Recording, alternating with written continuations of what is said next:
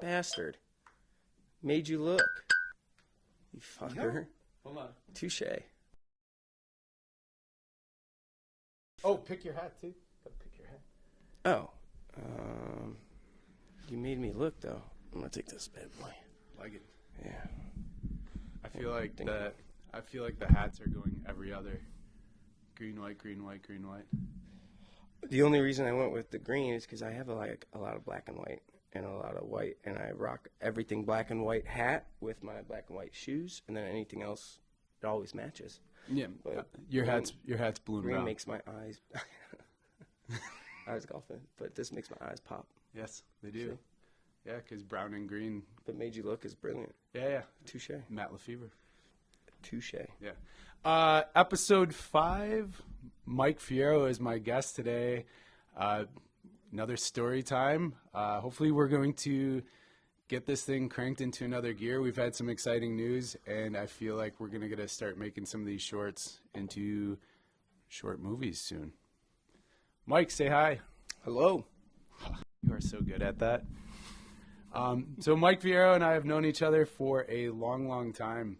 This is a dear friend who also has always been an early adopter on every single crazy fucking idea I've ever put out there. True. I love him to death, and he's a complete fucking legend. So you're lying to the camera. Welcome, Mike. Thanks, man. Yeah. Have a beer. Do you remember when we met? I think I actually do. I think it was the pilot episode of Chicago Fire, if I'm not mistaken. And it was the reshoots on the bridge. I think you and Tobias were going into the river. I believe that was Christian that went into the river for that one. But you were on that day. Oh, yeah, I was on that I'm pretty day. positive that's the first day I met you. Yeah. So that was 2012. Damn. You were on. You were 14, baby. Yeah, 14. Almost to the day. I would imagine Yeah, so. it was close. I think it was May. Yeah. So, 14 going on 40. That was a pretty crazy stunt too. That was like a 35 to 45 foot jump into the Chicago River.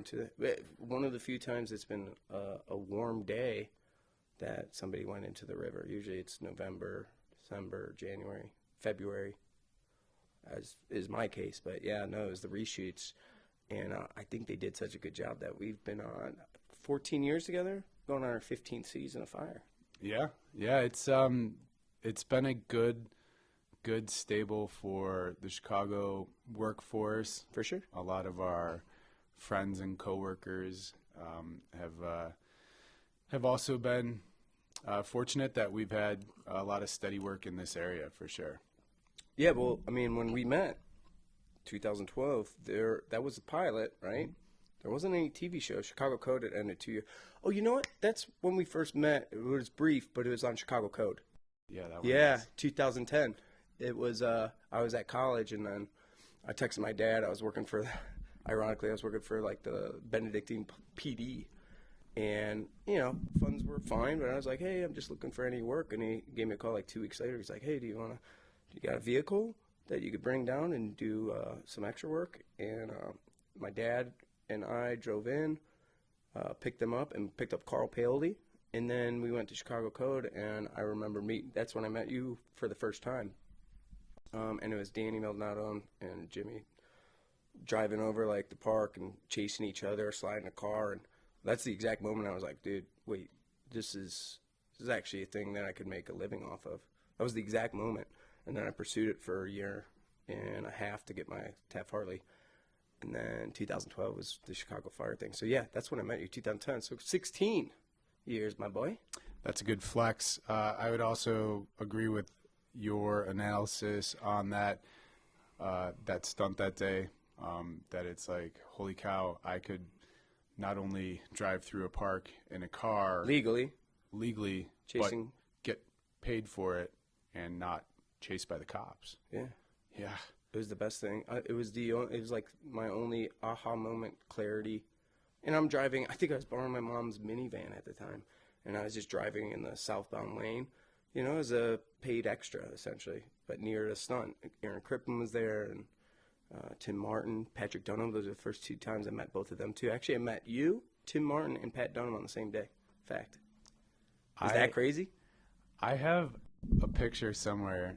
If I have time in the edit, I'll put it in of us on probably right around that time, but it was going back to Chicago Fire. Yeah. And I had a wig with long hair and a bandana on. And it's still, I think it's still my contact photo. you opened up the trailer door and I snapped it. I know exactly what you're talking about. and you looked about like 2 years younger than you do now. You're not a flattery guy. Yeah, sometimes. I would look the same, but I have this little gullet going on right now. I'm trying to figure out. He has on his protective golf wear on his face right now. It's the weather in Chicago is still a little bit nippy. Yeah, Getting you better. don't want to get one to the throat. No. Dude. I mean, granted, you look fucking great too. You actually look better than you did even 5 years ago because you really trimmed up and you've been really taking care of your health. Not to, no homo, but yeah, you look great. And then even Pat Dunham and Tim Martin all fucking look great. Sorry, I don't know if they're swearing on this. You can do whatever you want. Fuck shitballs. Yep, there you go. No earmuffs needed. I put the ratings after learning a little bit about how you're supposed to post the stuff. I'm still new at this. And Sorry. And I had Braden, my middle son, who's helping with a lot of this stuff. Yeah. Look it up, and he goes, "Oh, no, I don't think we would have put it on for like everybody for the audience, and then get the things blocked or whatever." But Yeah. You can cut that out. the fun thing will be the interviews are still largely going to be based for like an audience of our peers. Sure. Where I feel the ideal goal would be that we get to start making our shorts. Some will be funny, some will be drama, some might be sci-fi, some will have different flavors to it. But if it's really catchy and it has a hook to it, I'm going to put the tags and the links for people to go and see the interview and also to get the origin story. Right. So this being Mike and I's first interview, we're going to talk a little bit more about our come up and stuff like that. If I can get this stud muffin to come back on the show at a future date, we will probably build on either whatever character we choose to pursue in this creative exercise, or we'll reflect on a situation that we want to create, or we will take an old character like Steven Dudds and build on him. Sure. Oh, that was good. I mean, fuck, let's do it. That sounds fun. Yeah, I like the idea of it being like, here's the short. Let's go back to how it came to be. And then if you want a little bit more, you can tag in the come-up story, the reference of like how we know each other and when this came into fruition. And, you know, however deep you want to go with it, you're presenting it. But, yeah, I like the idea of you shooting it and then reverse engineering it back to the viewer.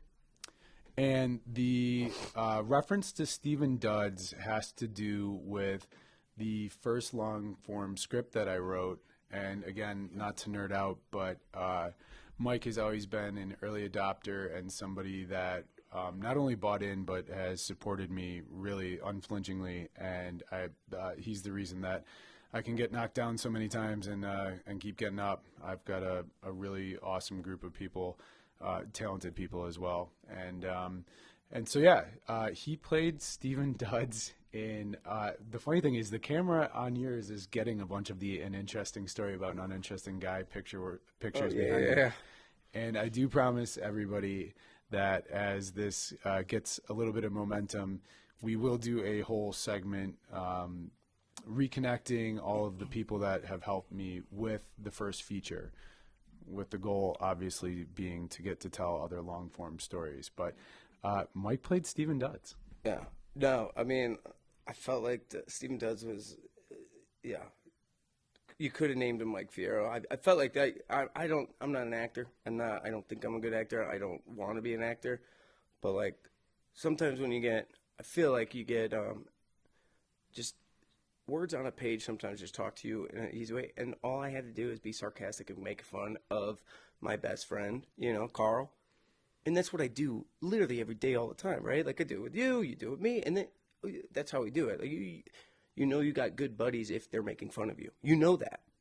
They don't push it past lines. So Steven Dudds actually, I might retire with Steven Dudds. There's my climax and my retirement. But we'll see if it gets, I know. All right. But it Steven was fun. Steven should be revisited, but there is also some context to what Mike just said. He's one of 6 boys, and if you don't have that kind of moxie, that kind of fortitude in a house like that, I would assume it's very much sink or swim. Oh, yeah. Yeah, and you sink once or twice and you realize you can never do that again.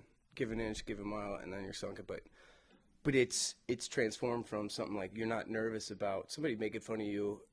Theoretically sounds like bullying or whatever. It's like, it's not that. It's like your good friends will give you shit. And your good friends, you can give them shit. And Steven Dudds' character really just, it was a very one-dimensional character. So good on you for choosing one-dimensional guy to do that. But it's like, that was just so easy, you know? And the gentleman who played Carl was perfect at taking it too. He understood the same thing, which is super fun. Yeah, if Steven Dudds ever gets a second chance, and I'll go back to it. I'll come out of retirement for Steven Dudds. So thank you for creating that character.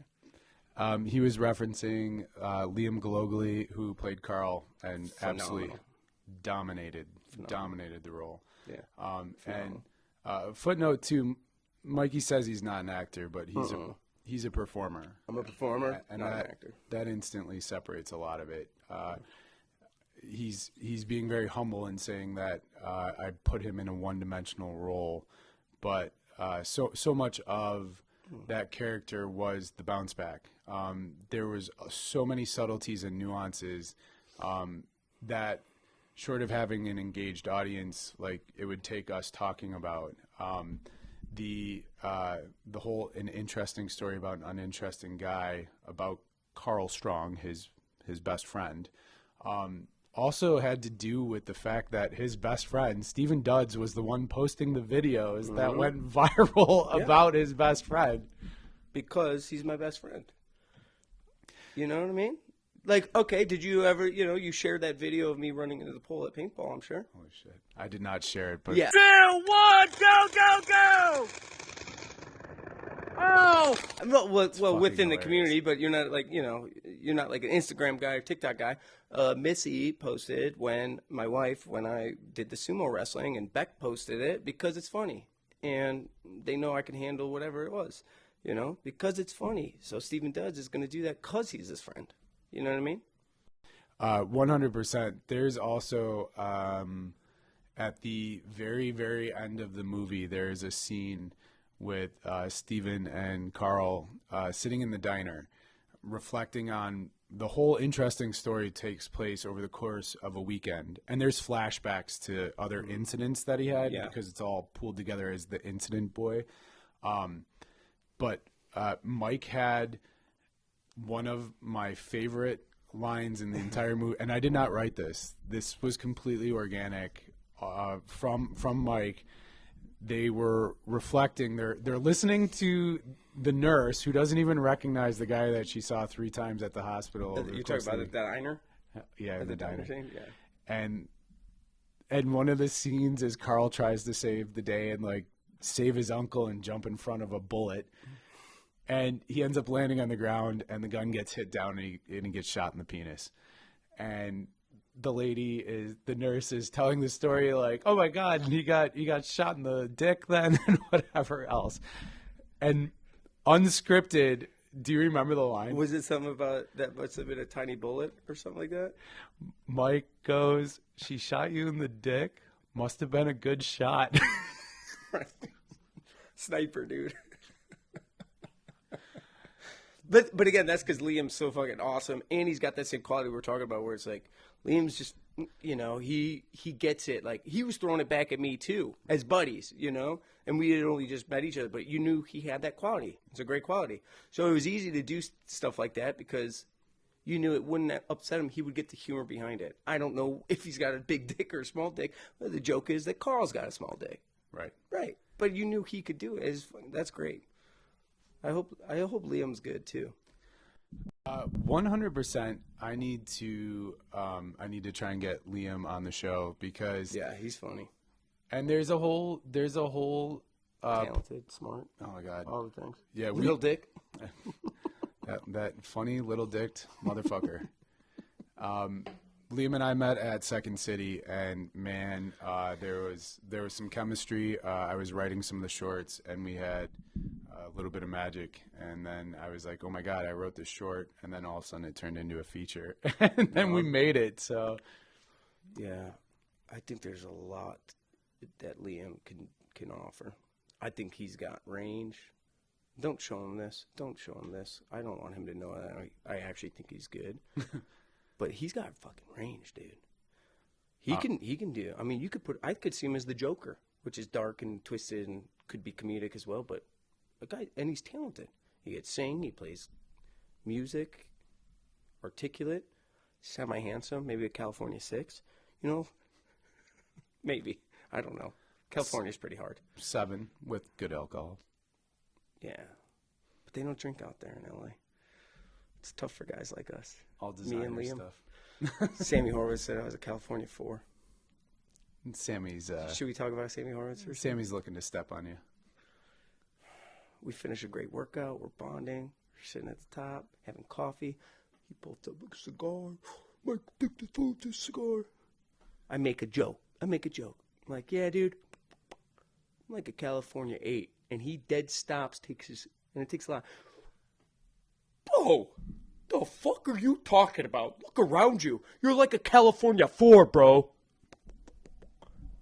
He was being mean, dude. But so I refer to myself as California 4. Liam, California 6, maybe. A couple beers in you. But as a tag team, you guys would at least be on average of 5, because that's math. That is math, and it's never fun being the 4 paired with the 6. Unless it's 2 10s and then they're willing to bat down. And I would never know. That's fantastical ideas, though. I would never know. Indiana, I'm probably only an 8.5. With this gullet, maybe a 7. He's being extremely hard on him and circumstantial. I know I could find a place where he'd land as a 10. Alaska. 10.5. Alaska standards. They don't even use the metric system. Chart broken. Yeah. No, sorry, I'm derailing this. He is not. I'm trying to think. Oh, one thing I want to say. I mean, you were talking about earlier the us knowing each other for 16 years, and you flattering me with I jump at all your crazy ideas or whatnot, but they're not crazy ideas. They're big ideas, and they're fearless ideas, and they're ambitious ideas, and I always am attracted to that in any essence, because I think that if you're not doing that, you're stagnant and you're complacent and you're sitting. So even doing this right now, like, this is a big idea, and so if I can come support it, that's what I'm going to do. If you ever have a small idea, I'll tell you, hey, Matt, that's good luck. It's too small. But you're doing stuff that people are too scared to do. I mean, in our inner circle, and we have the best people. I mean, we really do. You know that. Like, Licky came out. Right. But even if it was a small idea, which you don't have, but if you did, I would support you because you're a buddy, you know, and it transcends like business or circumstance of us meeting, right? If the industry never happened and we didn't meet through it, but we met at a bar, we'd still be buddies. I know that. And that's kind of what I think about. 100. But also, if it was a small idea that you did not think was going to be successful, I would tell you. Yeah, you'd tell me I'm a fucking moron. I wouldn't tell you you're a moron. I would just say, oh, sorry, I'm busy. Yeah, again. And for the foreseeable future. It's stuff. How long are you going to do this for? Oh, at least till October. Oh, I'm booked till November, dude. Like November 1. No, man. I mean, I do. I've talked to Missy about this, too. It's like, I just admire that you have, it's almost, and I don't mean this as an insult, I know you won't take it as one. It's almost like this childlike wonder that you have maintained over your entire life, and you pursue it as a natural, most positive thing. And it's like, who would I be to say, no, this wouldn't work, or no, I don't want to do it? What does it cost me? And it turns out glue is non-toxic and edible at any age. It's a neat fun fact. Really? Is that how you maintain your childhood? You keep huffing? Gotta eat that shit. Elmhurst? Elmer's? Yeah. Oh, Elmhurst? yeah. No, I mean, I don't discriminate. I'll take Yeah, any of it. any glue. Yeah, especially if it's free. Horse factory, dude. Bring it over. Say less. Snort more. Gotta try it. Don't hide it. Divide it. Exactly. Send it. No, I don't do drugs. Yeah. Just alcohol. Yeah, I mean, I don't do drugs unless they're free, and sometimes I'll pay for them. But You know, I don't even do free drugs No. anymore. Look, I did drugs. yeah, Everyone has. like caffeine and sugar, coffee. Oh, that's caffeine. I'm redundant. So I do some drugs. yeah, I Caffeine. did take the conversation and steer it a little bit. Okay. There is give a small bit of history too. Like Mike has a his family is a stunt family. Yeah. His dad, Jimmy Fierro, who also needs to come on the show. I do think I'll be able to get him. Also played a character in an interesting story about an uninteresting guy, Dean Gray. Terrible actor. Did No, he great. fucking He did killed it. great for D. Great. No, that's two killed it. separate things. No, he's a terrible actor. Period. He did great as Dean Gray. I agree with that. That he did great, but he's a terrible actor. So somehow what Mike is saying is I've pegged the Fierro family for what their acting roles should be because Correct, they hit yeah. home runs. Yeah. We only do Matt LeFevour productions, dude, because you just know. You know what I mean? You do know. You're like, okay, Jimmy would be good at it. And he was. He was good at it. So but fucking good. if you've ever seen him in anything else, he's a fucking horrendous actor. Well, it was his role was deadpan and He did good. In, it was so good. He did do good. in So Dean good. Gray. I've been waiting for 45 minutes. What'd you say, Carl? Puts down his paper. Yeah. No, he did good in that. I killed it. But I killed it. but full stop there. He is a terrible actor. Brandon, not a good actor. Daniel might be a decent. He's got acting chops. Me, terrible actor, and I'm okay with that. I don't want to be an actor. I get more nervous acting than I do doing fire burns or pipe ramps or car chases or stunts. I really do. I don't like it. It's not natural for me. I don't want to be it. I got a face of a fucking California 4. Yeah. But I think Sammy might have fallen off the wagon if he said that. Maybe not. No, I don't know. he's changed it to a like if it was a compliment. He's like, You're- no, dude, I didn't mean it. You look at California 6.7. That's what he said. It's like that still doesn't make me.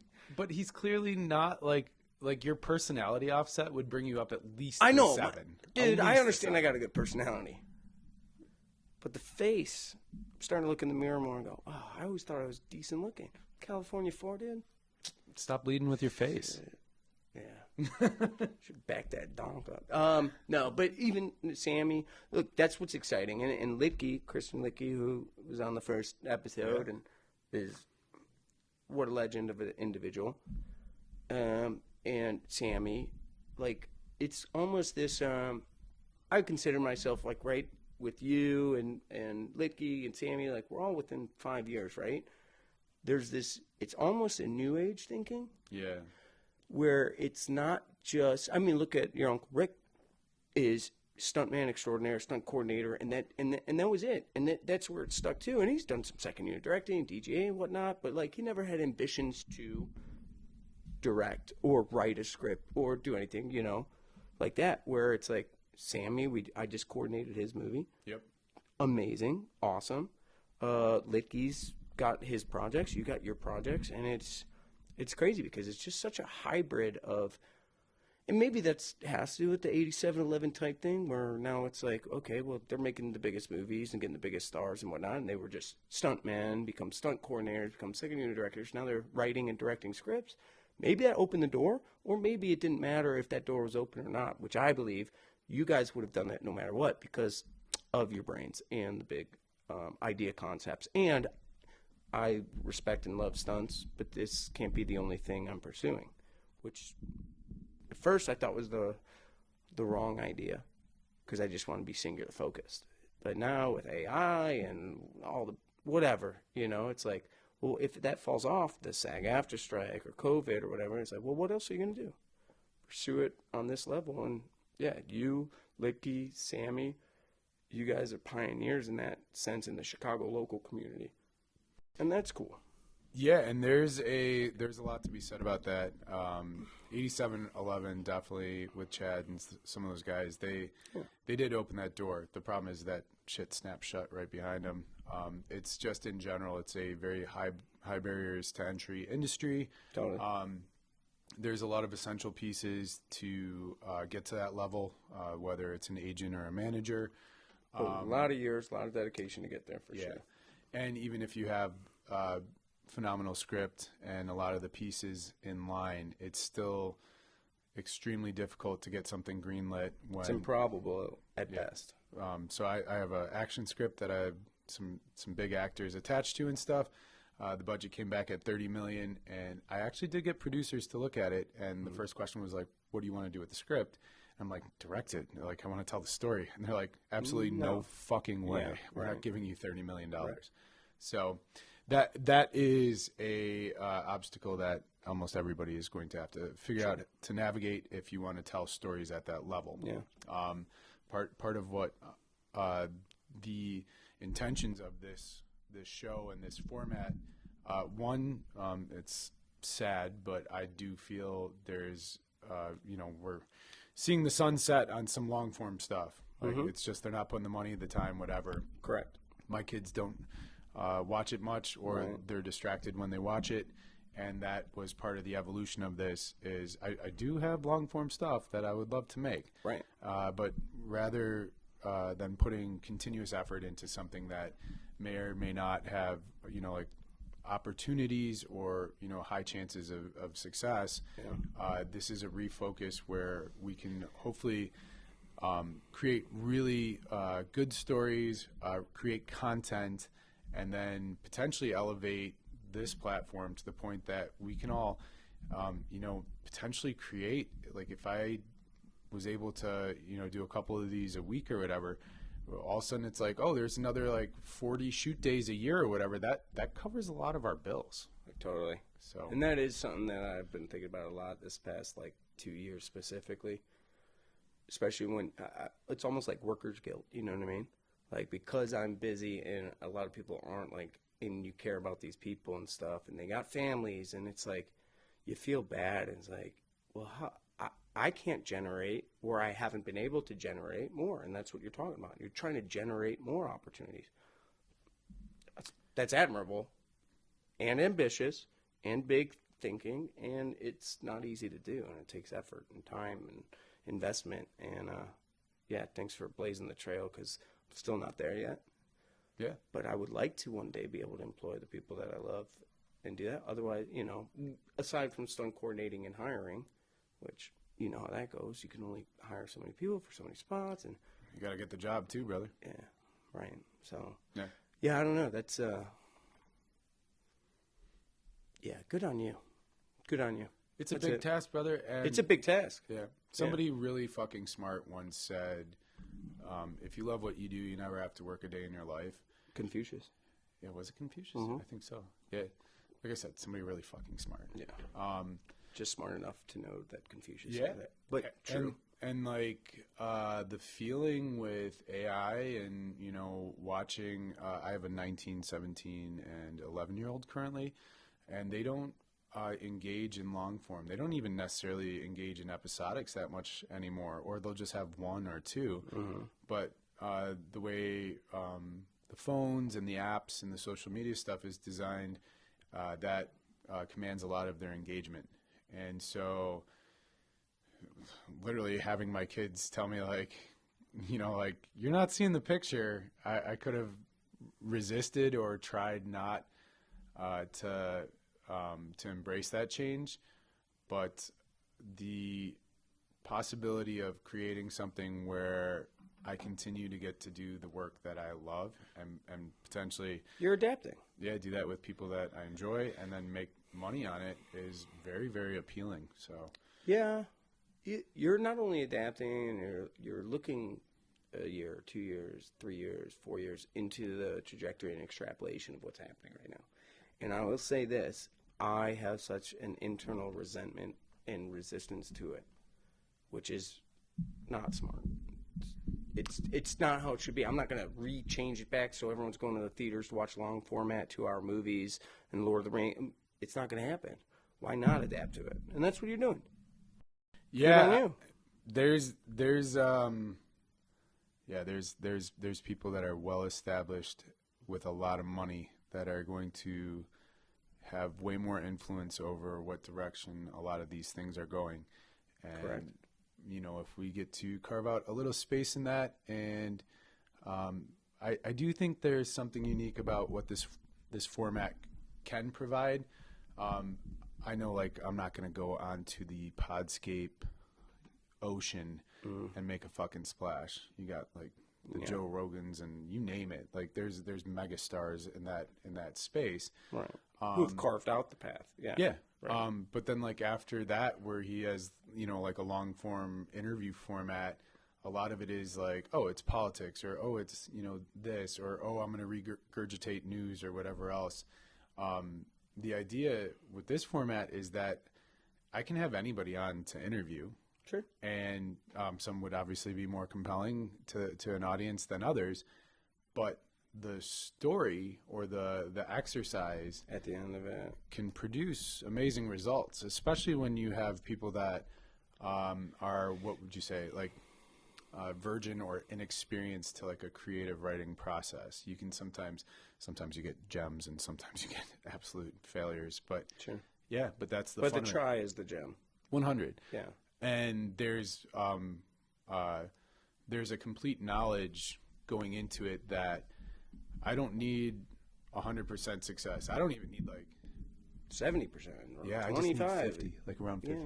like a presidential success ratio. I need like 56% success. Anything over 50 is a win. It's a win. They used to teach you that's an F if it's 50 to 60. That's how presidents get reelected, dude. By getting Fs. 50+%. All you need is 51%. Totally. Right? Yeah, it's serious. Yeah. Right? That's an A in my book. Yeah. But yes, I understand that. I get that. And I agree with that. Is this targeted? I know we talked about it a little bit, but to confirm, this is targeted for verticals? 100%. The video format of this is all about building a verticals platform. This is Okay. not the verticals platform. The shorts that come out of these stories are intended to have a high production value In and a short amount of time. in a short amount of time to Yeah. engage with the audience. Yeah. Most of them have, if you're one of those early adapters, this is episode 5. As you know by now, I let the person I'm interviewing say whatever the fuck they want halfway through the writing exercise, and I put it into the story. So that creates a lot of opportunity for a hook where you can get the audience engaged. Bray taught me that. Like, we'll do our clips and everything else with whatever the most exciting part is, I promise. Good segue to my question. Have you talked to your 19, 17, and 11-year-old about what they want to watch on their iPhone? Like, what are they interested in? I mean, is it different because you have 2 boys and 1 girl? Is it different because of age? You know, like, do they want to watch sports, or do they want to watch a love? Do they want to watch like an action thing? What do they say? If you've talked to them about it. Oh yeah, totally. I'm sure you have. And all 3 of them are kind of across the board on the content that they consume at the top of it, but they also are all not victim. Well, yeah, kind of victims. Whatever. They're all sucked into the attention getter stuff, Which is what? AI. It's like, AI?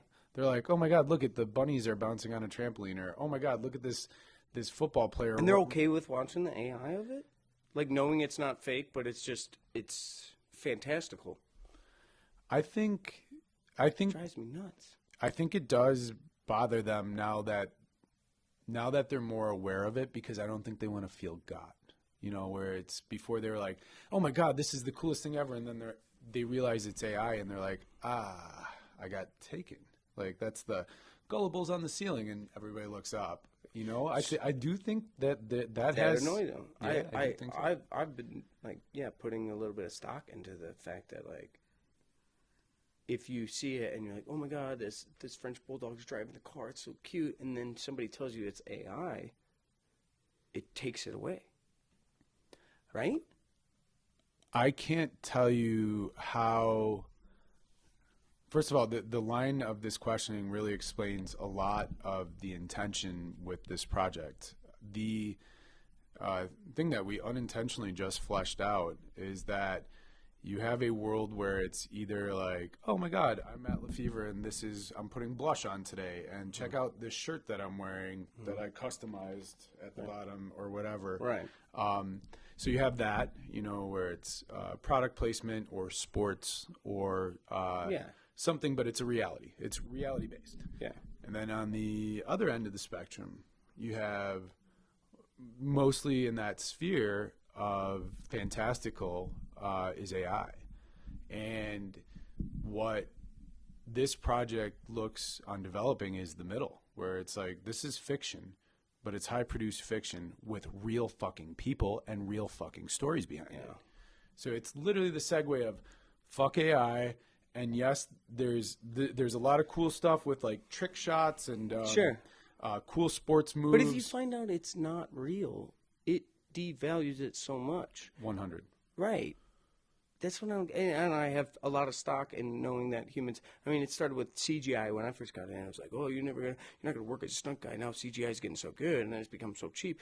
You always see it, and it takes you out of a movie. It takes you out of a stunt or an action or whatever. You know what I mean? Like, and I think AI is the same thing because again, you see an actual French bulldog actually driving a car, maybe on a lap, and it's steering, and it gives a funny look to a camera. It's actually funny.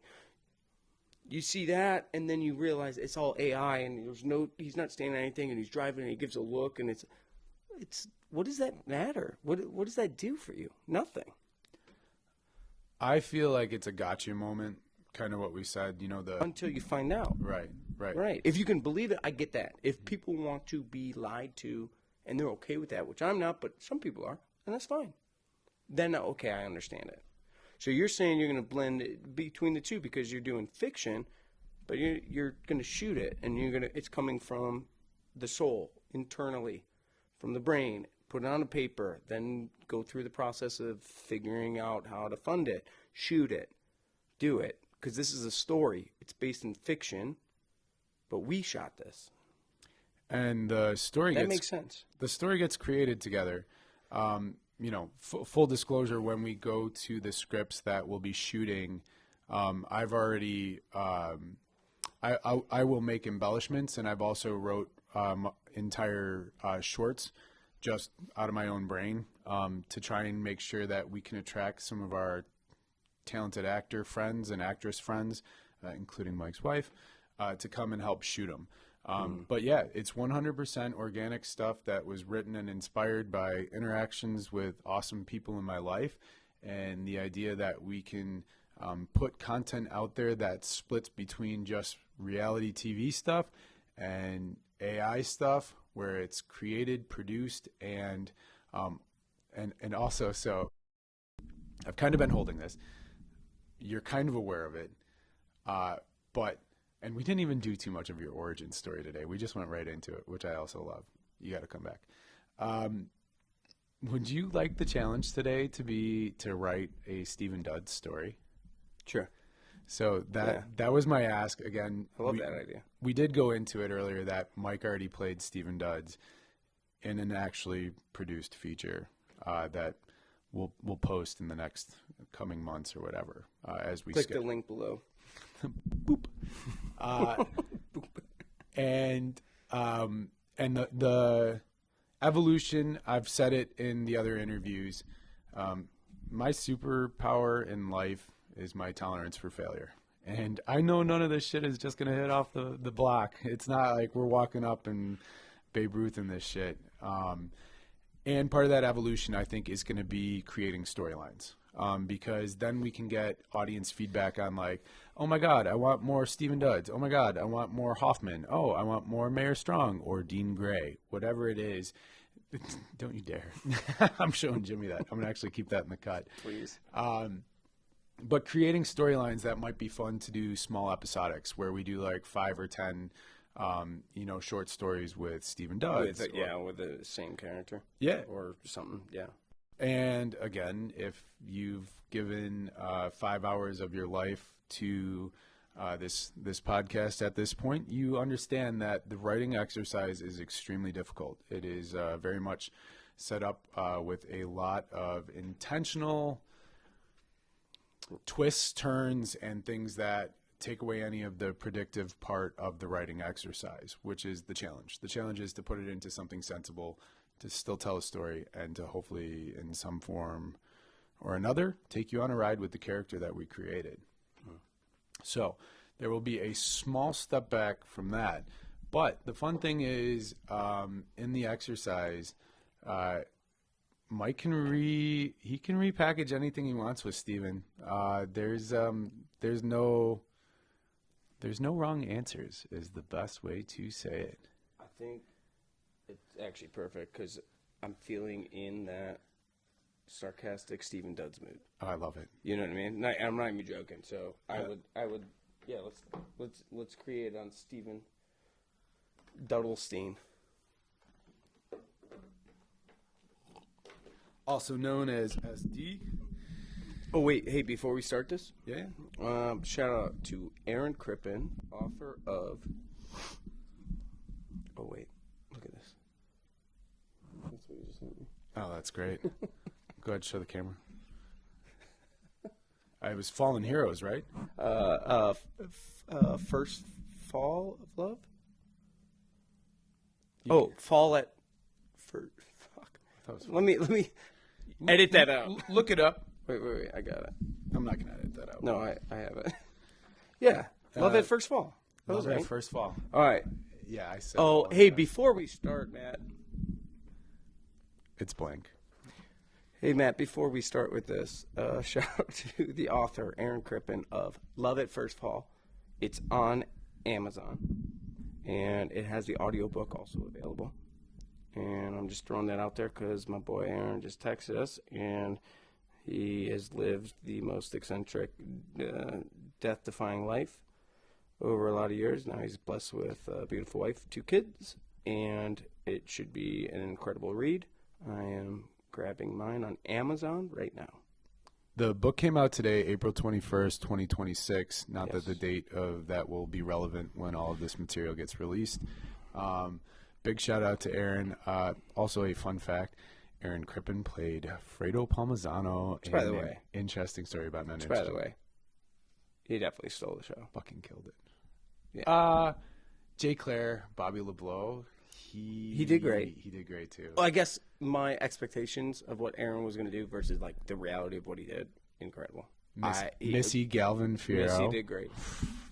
Get a Missy tear to did my great. eye. No, it's been great. She played the save the day for Carl. So good.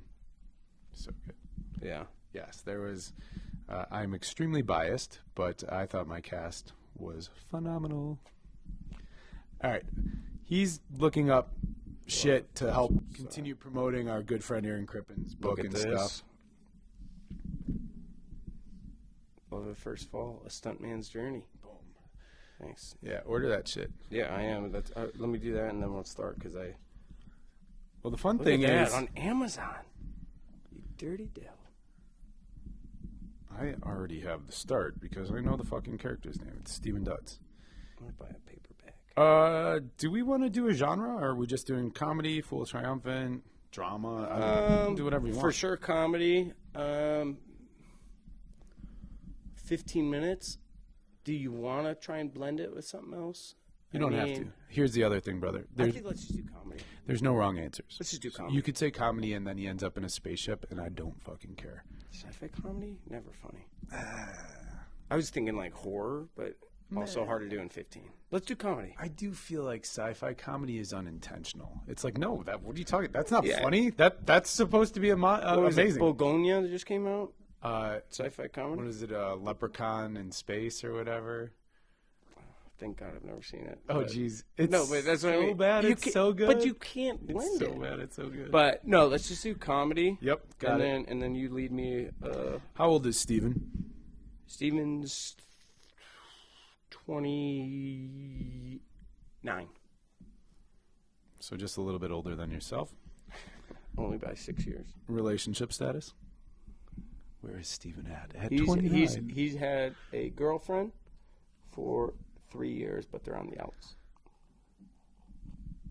That fucking makes me smile. In the movie, sorry to do this, Okay. but they go to a comic book signing to meet Red Tarantula, and Steven's like, oh, my girlfriend or whatever, and Carl's like, oh, we haven't even met her in the 3 years you've been dating. You literally just put that into reality. That was great. Right. Girlfriend for 3 years, but they're on the outs. Yeah. There's a whole bunch of banter in that scene that's actually pretty funny. Pretty funny. And then the end, when you had another improv line in that too. You gave me the go-ahead. When we're doing the up angle when he's knocked out, and you go, at least you gotta meet Red Tarantula. I gotta rewatch that actually. Yeah. That was fucking hilarious. I think Steven Dudds got a future. Oh, dude, he's so good. You should always ask, who do you want to play this character at the end? Oh, That's a good question, right? Yeah. Who do you envision to portray this character at the end? I wrote it on yours, but I already know. Mike Fierro. Me. No. Because that's a good question, because I wouldn't know. Somebody that can deliver, like, sarcasm without offending for a long period of time. Which might be me. You can offend. I can offend. All right. All right. What's Steven's job? At 29.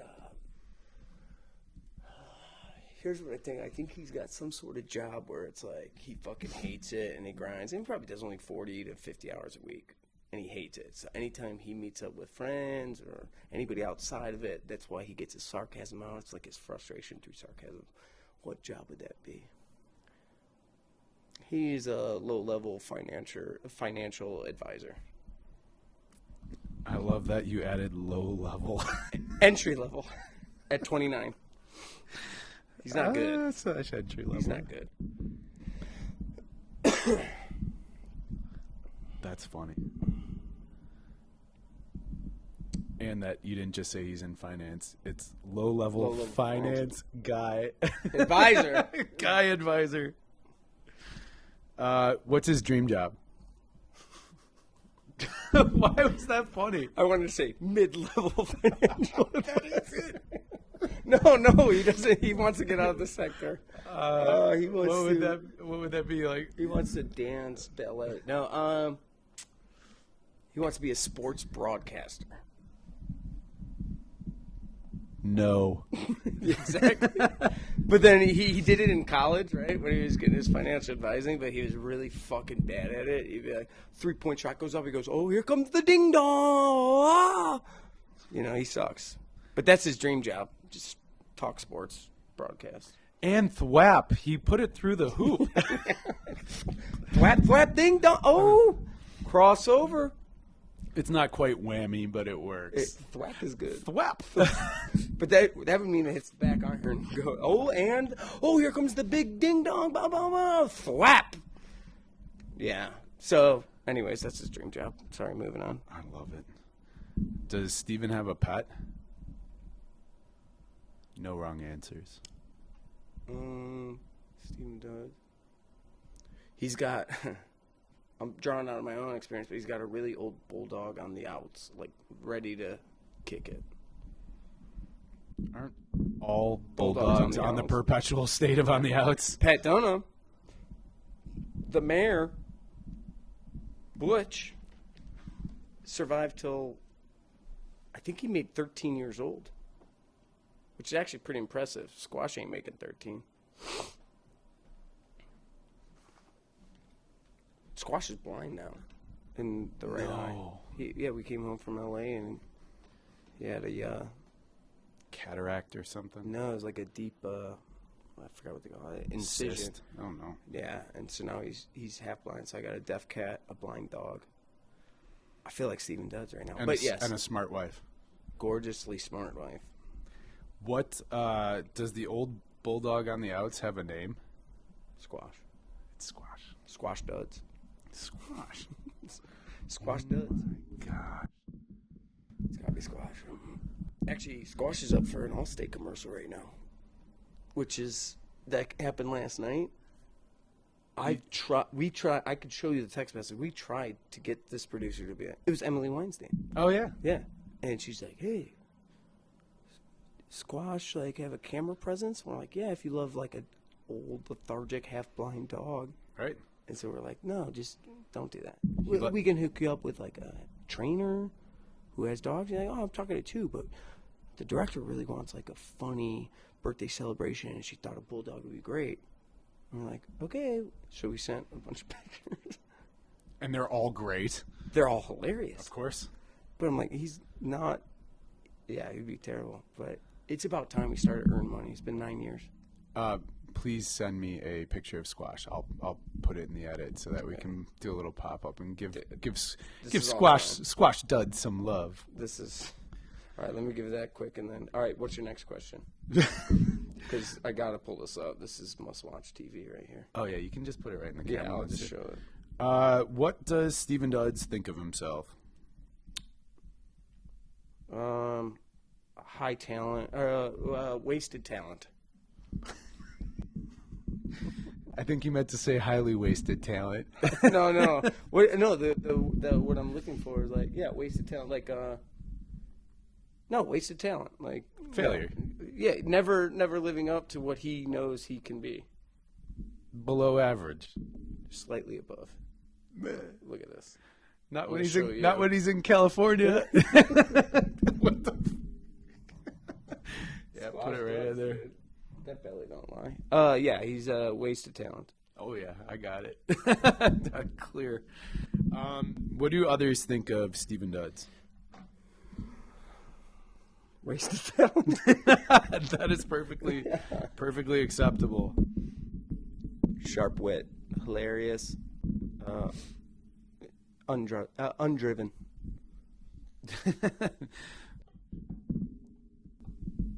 I'm gonna actually put all those in. Oh yeah, well, yeah. All right, what's Steven's favorite quote or saying?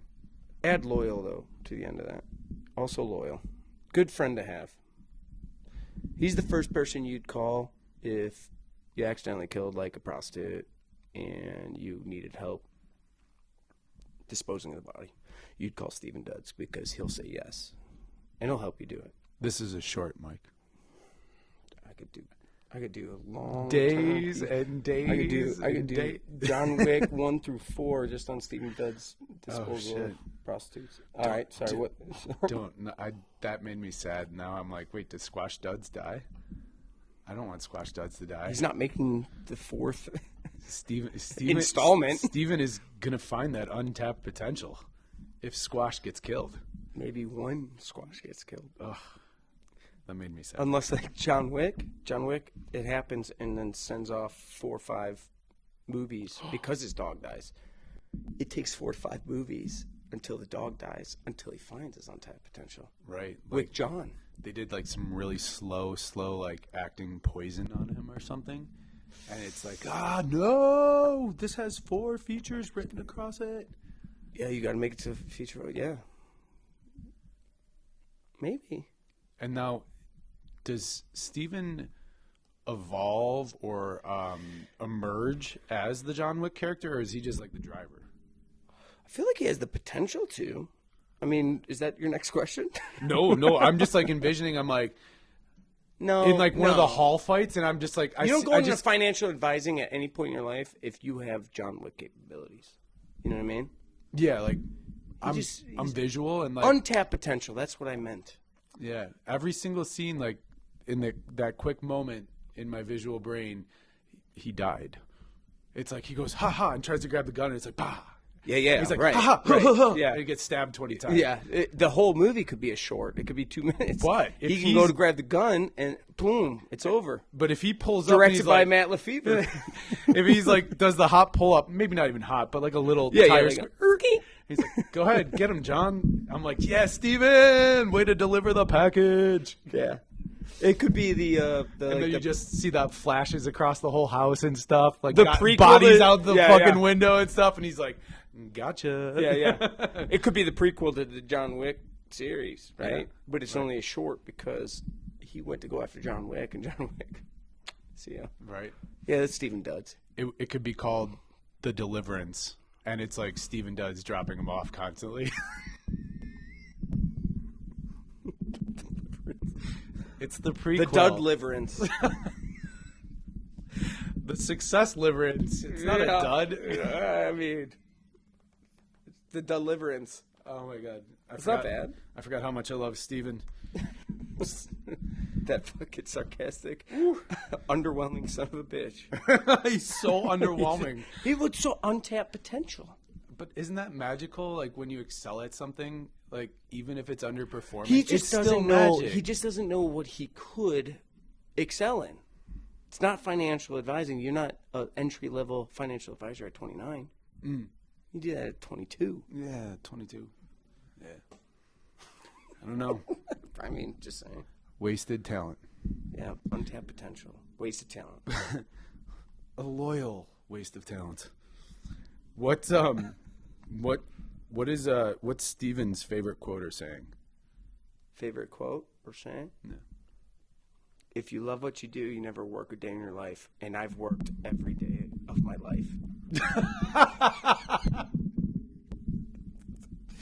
Right? Oh shit. That's pretty good. That was really good. Confucius say. Yeah. Yeah. Oh, that was great. It's cynical. It's sarcastic, but there's truth to it. That's why he's loyal.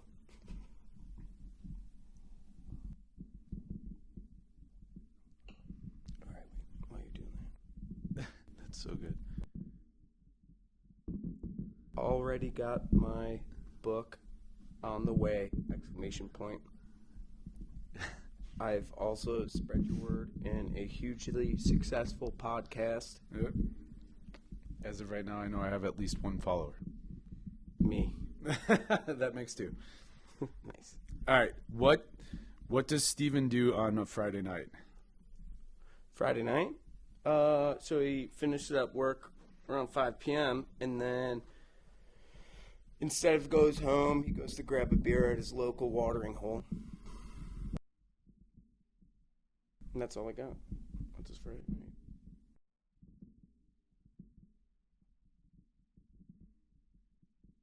All right. So, to the super, super attentive people, if we have those, the character creation sheet will continue to evolve, and it's always changeable. The things that I added were genre and what they do on a Friday night, and then I also subtracted 5 adjectives and 5 nouns.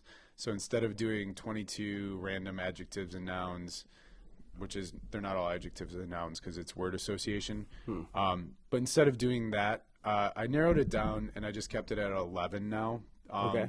So that I have a little bit Flexibility. yeah, I have a little more flexibility in keeping the story on a trajectory. Yeah, because like more narrow scope. versus trying to write words in and like Okay. sometimes I'll like create like a whole line of dialogue in the scene where it's a ramble that Just to check some of them off. yeah. The And- adjectives and nouns. And I've already done that flex, so like it's like time to like let's create a more successful model in terms of keeping a story trajectory and hopefully like building something that's exciting and fun. Yeah. Mikey, give me an adjective, descriptive word For the character or just in general? in general, brother. You can Sarcastic. Perfect. All right, and then give me just it's word association. So there's no wrong answers. Sarcastic. Insecure. 4 more. Based on sarcastic or on insecure or anything. Whatever comes to your mind. Witty. Tired. Underwhelmed. One more. Lethargic. That response was slow. It was lethargic. Oh. Thank you. All right. Noun, person, place, or thing. Anything? Bar. Wrong. No, I'm just Wrong was my second word. Thanks a lot, dude. Now I gotta come up with a new one. All right, so bar, and then next. Grandma. Grandma. I think thank you. I think. I don't know. Grandma or bar. Wrong. No.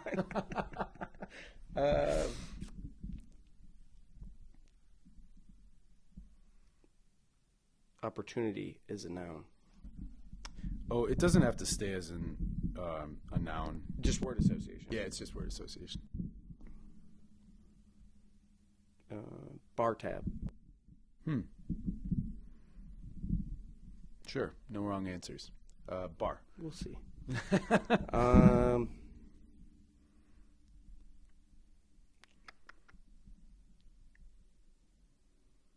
Philosophy. I like it. Do you? Oh, yeah, I actually do. All right, good. And then one more, please.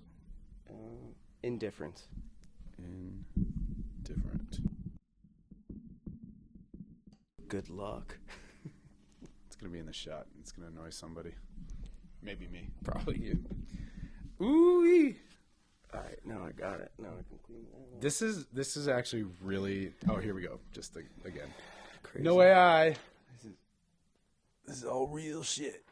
AI would never create something that stupid. You mean that? I can't wait to find out how you put grandma in there. Oh, it's going to be put in there. Yeah, I can't wait. All right. So now is this when you lock in? Yeah, oh yeah, no, we're going to literally...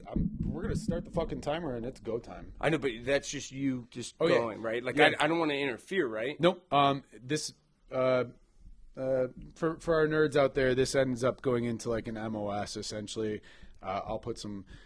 cool music to it, and I'll speed ramp it, but you will see me write the entire thing.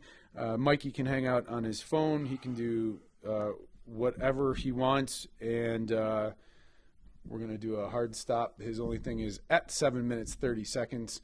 I'm going to ask him to stop the clock, and he'll stop the clock, and then we will figure out what happens to Steven at that moment. So that's the midway point of the 15-minute Yep. trial. Copy. And then he'll count me back in, and I'll do another 7.5 minutes of writing, and we're going to have some kind of a scene with Steven Dudds. And his grandma. Or somebody else's grandma. Jesus. That's right, Okay. you put grandma in there. Right. My boy Tom's hit me up. T-Mac. Wait, do this real quick. Oh, shit. Sorry. Yeah, just so it's in the... In the shot. That should be in Yeah, the shot. of course. I got it. All right, brother. I'm as ready as I'm gonna fucking be. So Yeah, count me locked in. Count me in, and hit that Gotcha. green button, and then interrupt me at 7.5 minutes. Yeah. I will stop when I conclude my thought at 7.5 minutes. Like, so if there's any like you didn't actually stop, no shit. I'm gonna complete my thought. And I'll then, just let you know when it's Yeah, 7.5 yep, minutes. yeah, and then then I'll let stop it it. run until you complete your thought. No, stop Just it. stop at Stop it at 7.5. I'll finish whatever that thought is, so I can conclude that, and then you'll give me whatever happens to our boy, and then I'll keep writing. Ready? And 3, 2, 1, start. Oh, how you put grandma in there. And that you didn't just say he's in finance. It's low-level finance guy. Advisor. Guy advisor. What's his dream job? Why was that funny? I wanted to say mid-level financial advisor. Ooh, that went way too quick. All right. Another 7 minutes and 30 seconds if you need to. Oh, I'm gonna need it. I heard a lot of scribbling though. Yeah, yep, there was scribbling. Okay. No more messing around. What just happened in our story? You told me. You wrote it. No, this is the big, literally anything in your brain. It can That be I want to happen or transpire? doesn't matter. You just tell me, and I am going to try and figure out a really creative way to write it into the story. Okay, no matter what you've written, I'm just going to tell you what transpires, like a climax event or just a rising action, falling action. No wrong answers. Okay.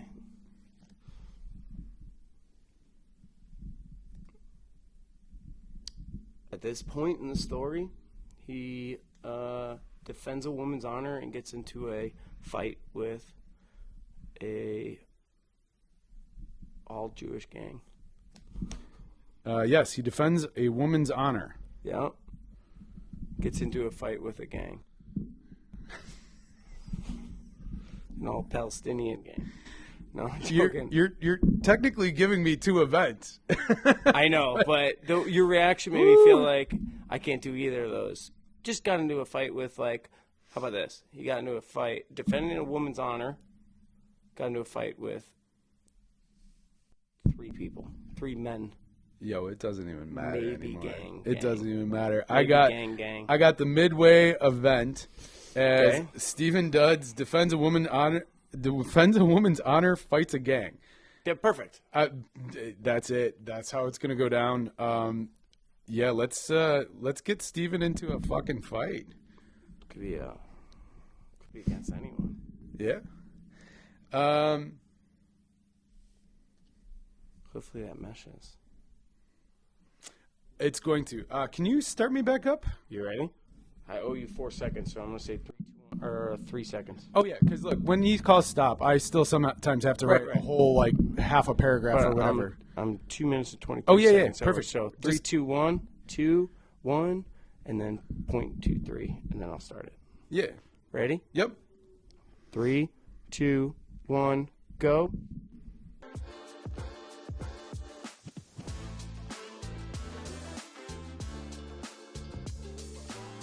Month by month, January through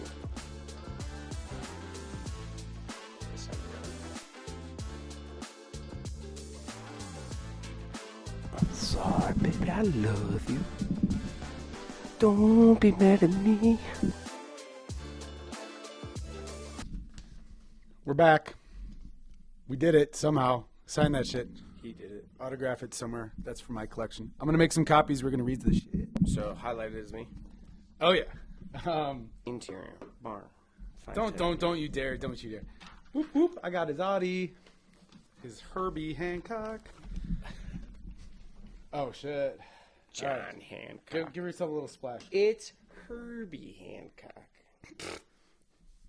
Squink. This was a fun one. Thank you, Mike.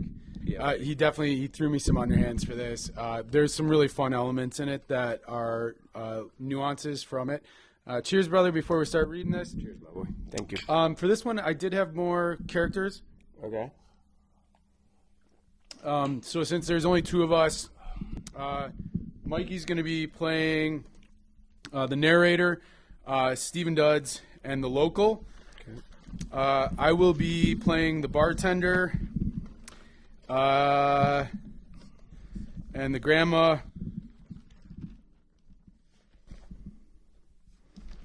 and that's it. Boom. Nice. All right. Steven Dudds 2.0. Just read the first line. Yo, dude, That's yo. funny. That's funny. You gave me Good fucking on you. gems, brother. You gave me fucking gems. That's All right, funny. Mikey, read us in. Let's go. All right. Interior bar, 5:10 p.m. Steven Dudds, a California 4, walks into his local bar after a long, hard day working at work. He sits down between a grandma and a local regular that he knows. Bartender, what would you like tonight, Steven? Man, I don't know. I'm feeling kind of indifferent tonight.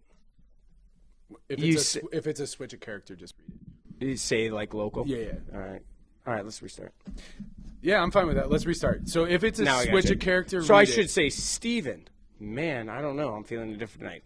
Local. You say okay. Yeah, or we can assume that you're Steven, if that makes sense. I'll just say it. Yeah, cool. All right, take 2 and action. God, this is more takes than I'm used to. All right. Interior bar, 5:10 p.m. Steven Dudds, a California 4, walks into his local bar after a long, hard day working at work. He sits down between a grandma and a local regular he knows. Bartender, what would you like tonight, Steven? Steven, man, I don't know. I'm feeling kind of indifferent tonight. Local, you say that every night of every day at the exact same time. Steven, no, what are you talking about? That's not me at all. Bartender, yup, it is. Steven, look, my philosophy is to be content, and that makes me happy. Bartender, you mean content? Local, right? Bartender, so what will it be? Light tap beer, or are you taking the opportunity to be bold and try something new? Grandma, you two need to leave this poor, insecure, tired boy alone. Local, I'm underwhelmed by your interest in supporting this want to be a sportscaster. Steven, knock it off, you lethargic drunk. Local, oh, real witty. Steven, if only I could wax poetic like you. Wax? Wax poetic. Wax poetic. Like you. Local, now sarcastic. The local two friends have left their dart game and migrated towards the commotion. Local, I'm not sure you could...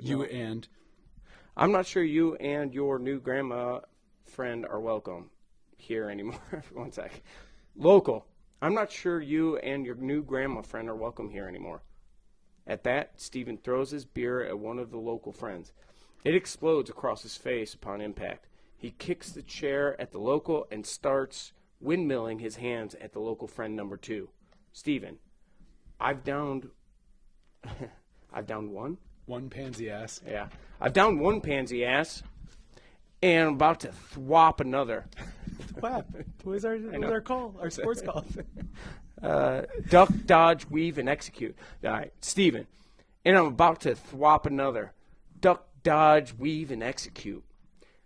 As he commentates his own action. Own? Thank you. Steven, and I'm about to thwop another. Duck, dodge, weave, and execute. As he commentates his own actions, he overextends himself and gets dropped by a left cross. Fade out. Fade back in. Steven awakens at the ground to the grandma helping him and a pissed bartender standing over him. Bartender, who's going to pay for this? Steven, put it on any bar tab. The end. Nice. Nice. Bar tab was the last one. I didn't actually even check it, but it was checked. Good, honey. Put it on any bar tab. Just not mine. Pretty good. Okay, so he goes into the bar. Acts like something new is up. Nothing new is up. Back to... he says, I'm just feeling indifferent tonight, as if it's this new thought. And the bartender's like, dude, you say that every time. You made me somehow for your midway event, defend a woman's honor and fight a gang. And I had to fucking... Two locals is a gang. He ended a up... local gang. He defended a grandma's honor. And the Who gang, shouldn't? Who wouldn't? It's a gang of men with a common enthusiasm, alcohol. And fucking with grandmas. And maybe even Steven. Why, he's indifferent, dude. Leave him alone. He's wasted talent, you know? Untapped potential. He's wasted talent. But he's loyal. And he got his ass kicked, which... Fade in, fade out. Brilliant, by the way. I love that. That is the true definition of a fade in, fade out, is unconsciousness and yeah. reconsciousness. Yeah, a little blink open. We can do that. Yeah, we can totally do that. And then the grandma's there like, oh, Steven, thank you. That was so sweet. And she's Jewish, alcoholic grandma. In my eyes. And if I get to shoot this, obviously, Mike is going to be Steven Dudds, and I am going to have that grandma molest the fuck out of you. She's going But to be. what about on camera? On camera? All of this. We'll get molested off camera. Yeah. I'm going to hire. Give me a gilf. I'm going to hire your wife as the intimacy coordinator just so I can do whatever the fuck I want and be like, no, I hired an intimacy coordinator. She's going to okay it. My one ask for this whole thing is that you don't do that. So if we can find like a... No. I know where you're going. No, like it is not. You know what I mean? No, like, it is not a gilf. You know how she wakes me up? It is not a gilf. It's not a gilf. You know, I'm like, boom, I defend around her. All of a sudden, it's like... Nope. No, fade, it's not fade a gilf. back in. She's going to take her wart and rub it across your nose to wake you up to it. You're going to be like, why is it so pickled and rough and gritty? Why did it wake me up out of You complete literally scratched my nose with your wart. I thought that Steven was going to parry, elbow, and kill all of them with one big elbow. But, you know, it's your story. I had 15 goddamn minutes to write it. It's pretty impressive. I do. That was pretty impressive. I will say this again. In getting the material closer to what we said, which I would consider production quality, I will do rewrites, embellishments, whatever. Perfect. Yeah. Because when I actually type everything up, I go through a whole. This is a first draft. These are literally first drafts. And you're dealing with Parameters. a lot of parameters. Yeah, parameters. Now, the idea of it and the fact that you can write this up, that's going to be inspiring to people, right? But even like, well, what would you like tonight, Steven? Man, I don't know. I'm feeling kind of indifferent tonight. Doesn't really make sense as dialogue, but you did it to match that. Yeah. Yep, You can bail on that when it's time to rewrite. Yeah. All checked. All boxes checked. Now that's in the cloud. Yeah. But no, I mean, it's still like, I don't know. There's something there where it's super inspiring because it's saying you're putting yourself in a position where you're forced to write something like this. Do you know how long this would take me to just get this far? 4 on pages, my own brother. volition? Yeah, 4 pages. I haven't been there yet. Yeah. I've done like 3.5 is the farthest I've gone. But you're doing it as a writing exercise with this whole thing. But yes, when it comes to, let's say that you do your we do the short at a local bar that we can have access to, and we cast grandma and the local and the bartender. Give us money. Give us money. We'll make you look good. Yeah, indifferent. But yeah, no, it's cool because it forces you in a position where you have to write.